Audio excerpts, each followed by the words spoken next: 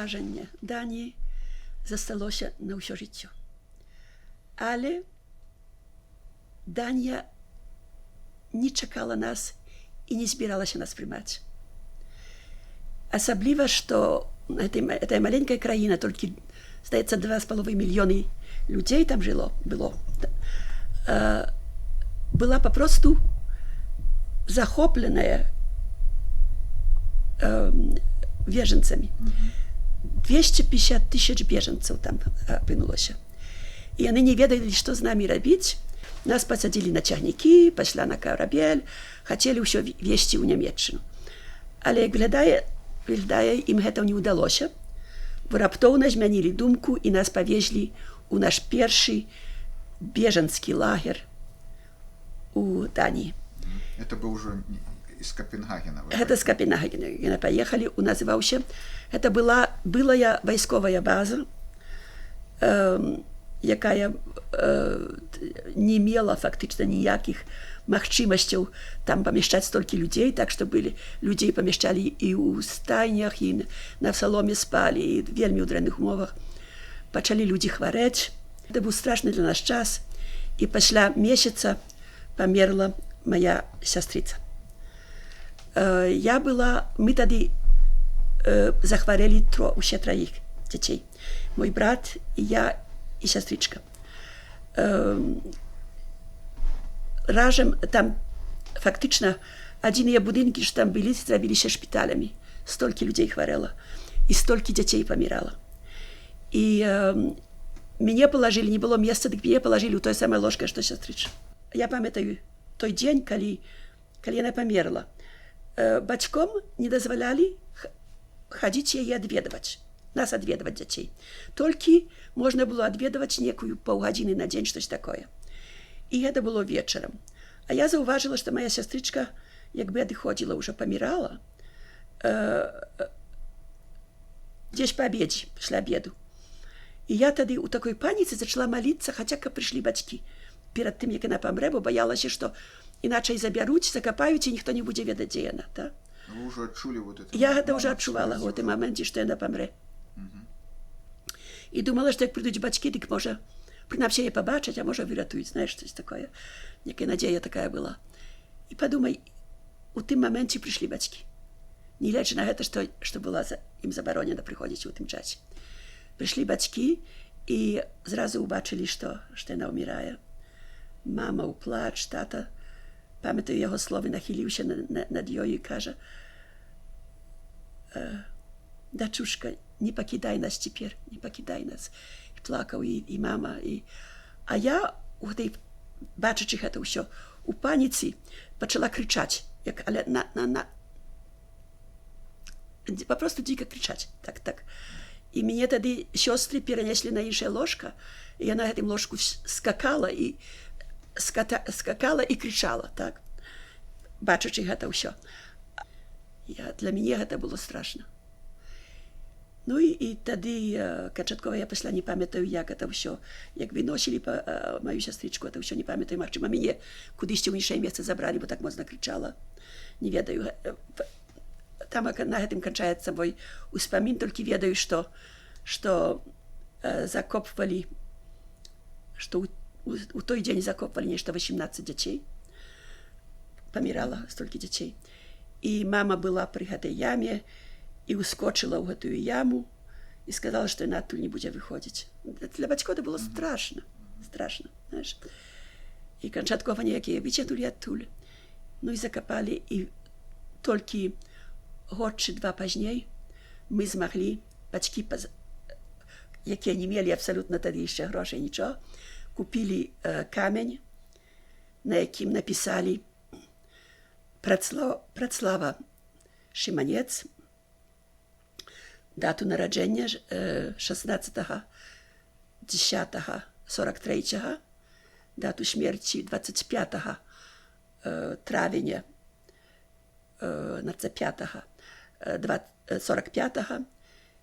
і па-данску, это кірыліцаю, быў крыжык кірыліцаю, а па-данску напісалі «Дочка беларускіх уцекачоў».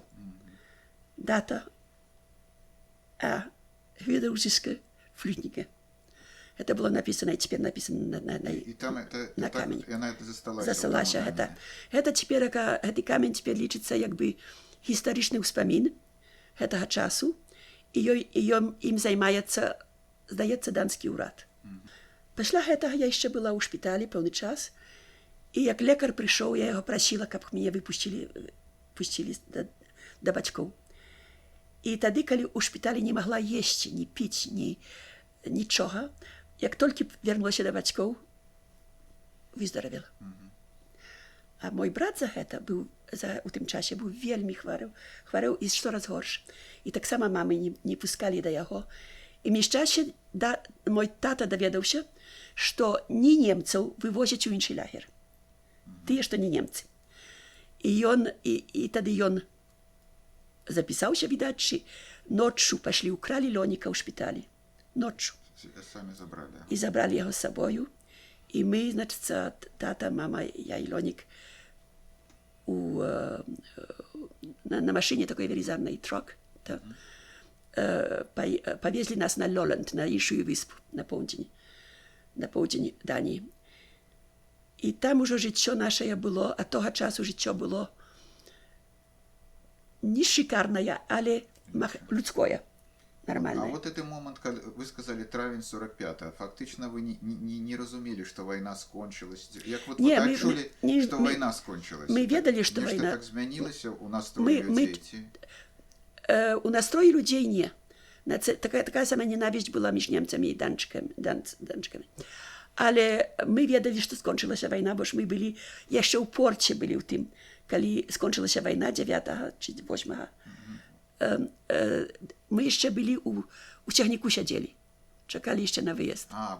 Вы там уже пачулі пра канец войны? Мы там уже пачулі, яшчэ ў цягніку. А пасля, ўжо ведалі, што ў гэтым лагері мы не мусілі быць, бо это там немцы, для немцаў было. І тады нас павезлі разам з іншымі чужынцамі у той другі лагер на поўдзень, на поўднёвую выспу Лоланд.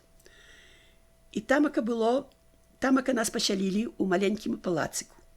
І тамака мы мелі апеку лекарскую і данскую. Была адна сястра, медсестра, якая засталася нашай сяброўкай да самай смерці у 1960 годзе. А як яе звалі? Hedwig Frigor.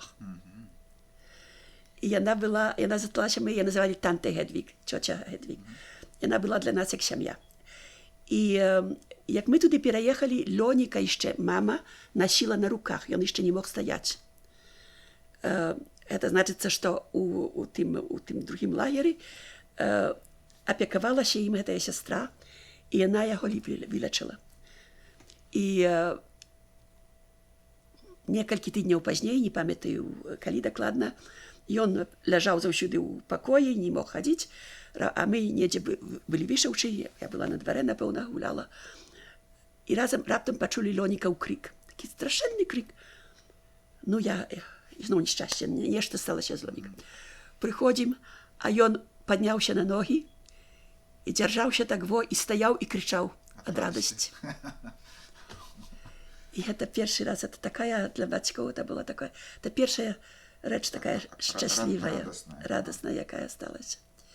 І ён ад того часу пакрышку пачаў нармальна хадзіць і гуляць усё. Але гэтая сястра, мы вельмі удзячныя цэлае жыццё. Бацькі былі удзячныя этой сястры. Мае бацькі моцна перакананыя былі, што мы перажылі некалькі разоў свайго роду цуды. Іначай незразумелыя здарэнні. Так. І адна з іх была гэтая танта Hedwig. І не толькі гэта, што яна намі займалася там, і што мне сукеначку купіла. І як мы пераехалі, нас перавезлі ў іншае месца, у наступнае месца, это было Скотсбург, дык яна нас прыехала адведаць і нас запрашала да сябе ў Капенгагу, да сябе ў сваё памешканне. Мы зрабіліся прыяцелямі. І яна, памятаю, што мне дала першую лялечку, якую я мела пасля вайны, это яна мне дала Лёніку самалёцік беленькі такі дала, была гуляць. Сапраўды намі займалася як ангел, знаеш, сапраўды. Сапраўды. Так. І значыць, гэта нашае перажыццё у Брэмерсвольд. Апрача гэтага было, як Лёнік уже пачаў папраўляцца, ўсё дык было, ты чуліся добра. Нас добра кармілі таксама тамака. Цудоўнае месца было. Я пазней туды ездзіла, але там ужо гэтага палацыку не было, а нехта пабудаваў страшэнную мадэрную віллю такую, знаеш, і вельмі непрыгожа выглядала. Але месца цудоўнае было, вельмі цудоўнае. А бацькі чым займаліся вот у гэты час? У гэты час ніхто нічым не займаўся, толькі трэба было перажыць, знаеш, толькі нас кармілі, нічога больш не мелі, і мы мусілі не памятаю, чи мужчыны не памагалі там штосьці парадкаваць у агародзе, штось такое. Знаеш, такія нічога, нідзе па-за гэтым месцам не хадзілі, не былі. Памятаю такую рэч, быў канцэрт. Рабілі, здаецца, палякі арганізавалі канцэрт, каб прыйшлі і запрасілі данчыкаў з аколіцаў, так? І, ну, тата, беларусы мусяць таксама выступаць. І хто мусіў выступаць? Мяне адзелі ў касцюмчык, які мама зляпіла з некай блужачкі белай і чырвоную спаднічку і касцюмчык беларускі, так? Беларускія колеры. Беларускія колеры. Блузачку я яшчэ мела, мама, бо яна з сабою прынесла была з Беларусі адну блузачку, якую нехта ёй даў з вышыванкамі беларускамі. Так, так што я тую блузачку, тую спаднічку, ўсё. І я танцавала адна соло лавоніху. А музыка была? Бацькі спявалі. І так это падавалася, безмоўна, дзіцё, знаеш, адзінае дзіцё, што выступала. Усе так, усім падавалася, так пляскалі, ўсё. Адным словам, я сталася такая гераіня, так? І тады, памятаю, такое, паколькі так добра ўсё ішло, дык на сцэну верш гаварыць. Я вершаў ведала беларускіх. І гэта слуцкія ткачы, я памятаю. Я пачала гаварыць і пабачыла всіх людзей, пропала у меня память, знаешь, полностью стратила весь верш этой. И не ведаю, что робить. Тады тата мне подшептал крышку и пошла, знаешь. Оттуль нас десь на осень перевезли у інший городок, який називався Скотсбург. Скотсбург это была санатория, великая санатория, где шмат багачі приїжджали лечиться. І був палацик, де нас поселили знову палацик, де спали всі на підлозі, без ніяких інсталяцій, нічого. Але чому мені пам'ятається це місце, і моєму брату так само, що було де гуляти на дворі, гуляли, і інших шмат дітей було, і нами добре опікувалися, їсти давали все. Ну і ми були вольні, робили, що хотіли. І я одного разу пайшла па вуліцы пабачыць, што робіцца далей, так? Іду па вуліцы і бачу крама. Такая цудоўная крама, дзе розныя бутылачкі, і цацкі, і брошкі, і ўсё. І я стала перадаю крамаю, гляджу так з захапленнем, відаць. І выходзіць жанчына і кажа, да мяне па-нямецку кажа, што ты падабаецца гэта табе? Я кажу, не, по-данску. Да мне по-данску, так? Я кажу, я по-данску не разумею. То на по-нямецку. І каже, а ти хочеш навчитися по-данску? Я кажу, так. Так вона каже, ти ведаєш що? Приходь до мене кожен день. І кожний победі, і я буду тобі давати лекції вчитися по-данску. І таким способом я до її ходила кожен день. І вельми хутко вже почала говорити крыху по-данску, так? И позднее... А кто это была женщина? Это была продавщица в этой краме. И она, и ее директорка, обоє мне вельми цудовно относились. Мне завжди, як приходила я до их, так они мне учили по-данску и давали мне яких присмаков есть. Это довольно долго мы там были у Скотсбургу, так? И она весь час меня учила. Як приехала я отведать ее матка, старенькая уже была. Для меня была вельми старенькая, 72 года имела. Для меня это уже была старушка, так? Приехала я отведать, дик, это называлась Ситце, эта женщина, эта продавщица. папрасіла яе, каб яна мяне ўзяла з сабою да хаты, і каб я пайшла ў школу данскую, каб я навучылася па-данску, каб мне памагчы навучыцца па-данску, каб я была толькі ў данскім асяроддзі. Бацькі згадзіліся, каб я паехала на другі канец Даніі. І я паехала туды разам з гэтаю старэнькаю і на 2 месяцы. 1 месяц яшчэ быў школьны год. Значыцца, гэта было... І бацькі вот пагадзіліся вас адпусціць адну, і вот... Для бацькоў пасля вайны яны не здавалі сабе справы, што штосьці можа быць небяспечнае. Для іх, знаеш, перажыўшы гэта, ўсё, моя мама, мне папросту, я здзівілася, я ездзіла, гэты раз яшчэ нічога, што старенька ехала, так? І там, спісалі мяне ў школу, хадзіла месяц у школу, добра навучылася па-данску, і гэтая старенькая жанчына і другая яе дачка запрасілі данскую дзяўчынку з Капенгагі, якая таксама патрабавала дзесьці быць паехаць на... Бо на вёсках бралі людзей з Капенгагі, каб ім іх падкарміць крышку, так? Яна ўзяла данскую дзяўчынку, каб і мне лягчэй было навучыцца яшчэ па-данску. Так што за 2 месяцы я ўжо вярнулася да хаты, да бацькоў, поўнасцю ведаючы данскую мову. І гэта не ўсё. На каляды гэтая сям'я запрасіла мяне ізноў. І бацькі, безумоўна, едзь, безумоўна, знаеш, ўсё ж такі нагода вучыцца мову, ўсё. І я паехала і ехала. Это така, тебе сказаць, да такой ступені мае бацькі былі, верылі, што больш нічога не можа дрэнна горш астацца за тое, што сталася. Ехала з Коцбургу да Аўгустенбург. Гэта значыцца, што змена цягніка ў Копенгадзе, пераход з цягніка на карабель, на феры між С'еланд і выспаю Фюн, это 2 выспы С'еланд-Фюн, мусіла з цягніка злезці, пайсці на карабель, з карабля пасля на іншы цягнік. У Фрэдэрысе яшчэ раз змяніць цягнік. І толькі гэтым цягніком даехала да Аўгустенбург, дзе мяне спаткалі данчыкі. Гэта ўсё я сама адна ў 10 гадоў. Ну, вы такая дарослая былі ў той час. Прайсці праз такое... Але што бацькі таксама не баяліся. І я таксама, я фактычна чулася, не баялася, знаеш, не баялася. Усё добра пайшло. І гэтыя наступныя 3 месяцы былі вельмі карысныя для мяне, бо я тады ўжо змагла і не толькі мову навучыцца, але ўжо і ў школу нармальную хадзіла ўсё. І гэтакім спосабам, як вярнулася ўжо назад у лагер, я ўжо магла ісці ў данскую школу. Адзінае дзіцё з усяго лагеру. Ніхто іншы не такого шчасця не меў, знаеш. Адзінае, што перад тым, як у данскую школу я пайшла, ўжо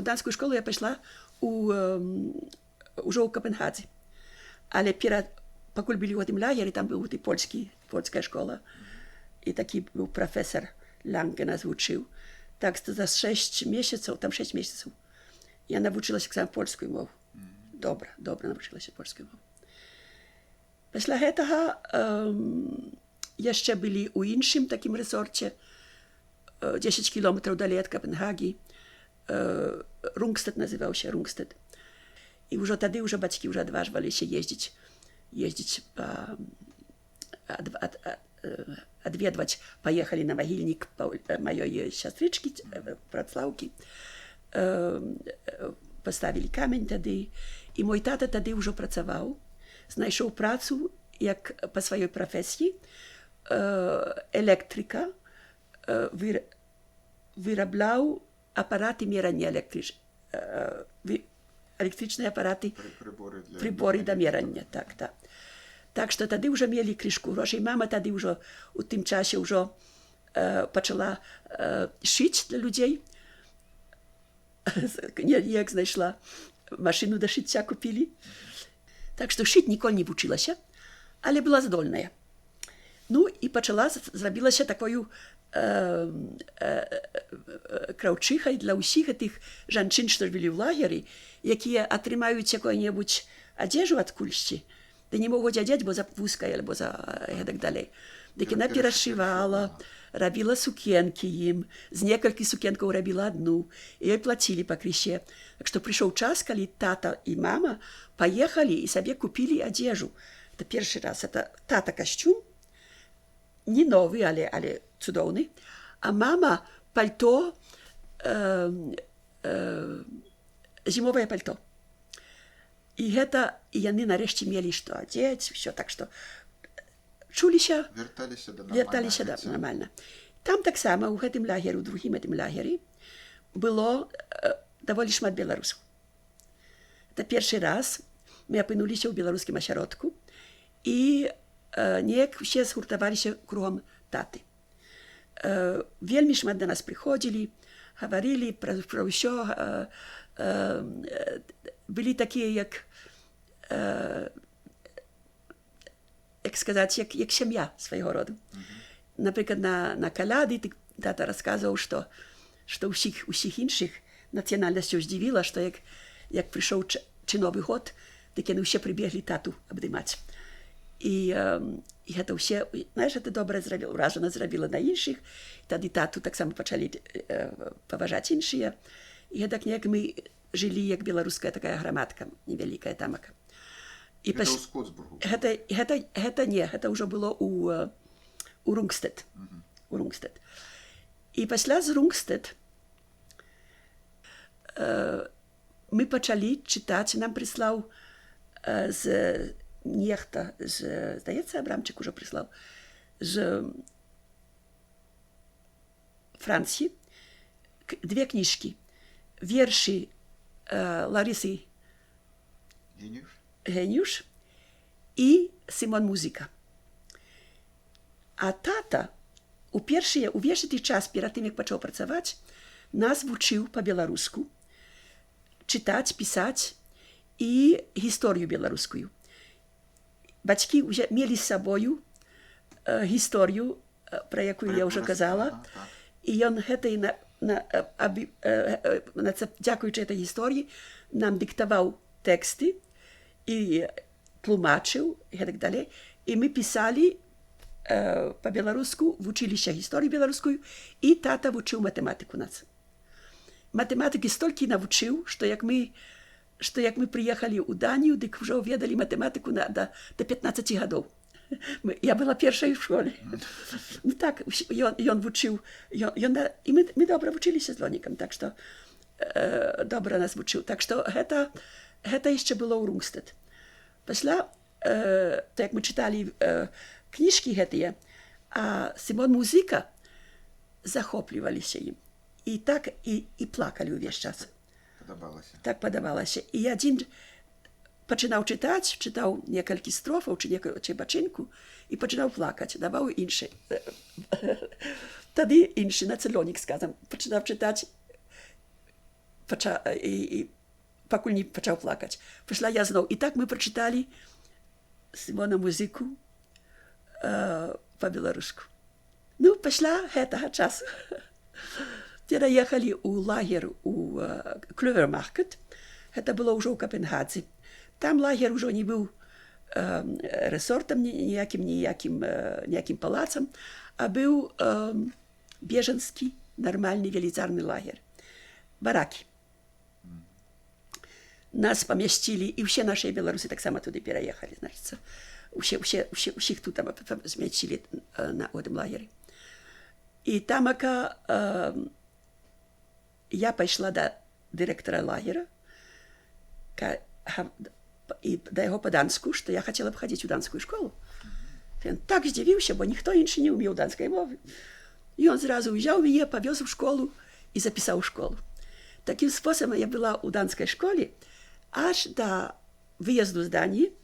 І я гэты час у данскай школе ізноў зрабіла сабе кучу прыяцеляў і асабліва настаўніцу, якая зноў таксама зрабілася маёй сяброўкаю аж да смерці.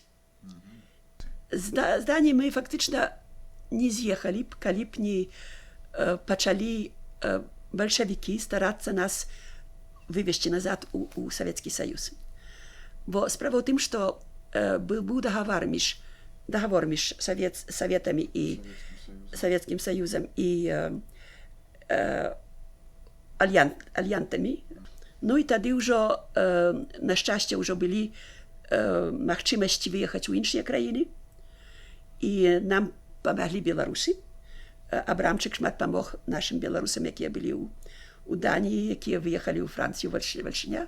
Некоторі виїхали так само іншими. Одні в Аргентину, некоторі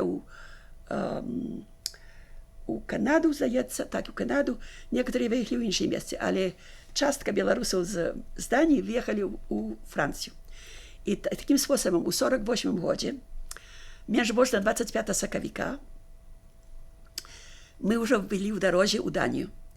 І тамака у транзитному лагері відсвяткували найпригожейшие 25 соковика, що можна собі уявити. Наші приятелі данські приїхали з нами святкувати, усі білоруси у цьому лагері, в цьому опошньому, у Кольдинг це було лагері, відсвяткували 25 соковика. Це було перше святкування, яке я пам'ятаю, бо інше я не пам'ятала. Бо інші так само святкували, але більш скромно і більш... Перше свідоме святкування 25 соковика. Це було мені не зовсім 12 років, кришку менше 12, і це залишилося назавжди у мене. Це чудовне святкування. І наші приятелі були, данчики. Так що і старенька жінка ще була, приїжджала разом і інші. Так що це було наше останнє святкування у Данії.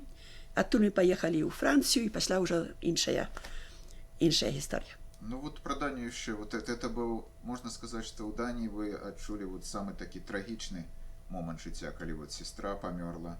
И в той же час, может, самый некий радостный, потому что отчувание вот это, вот вы сказали, что... Абсолютно.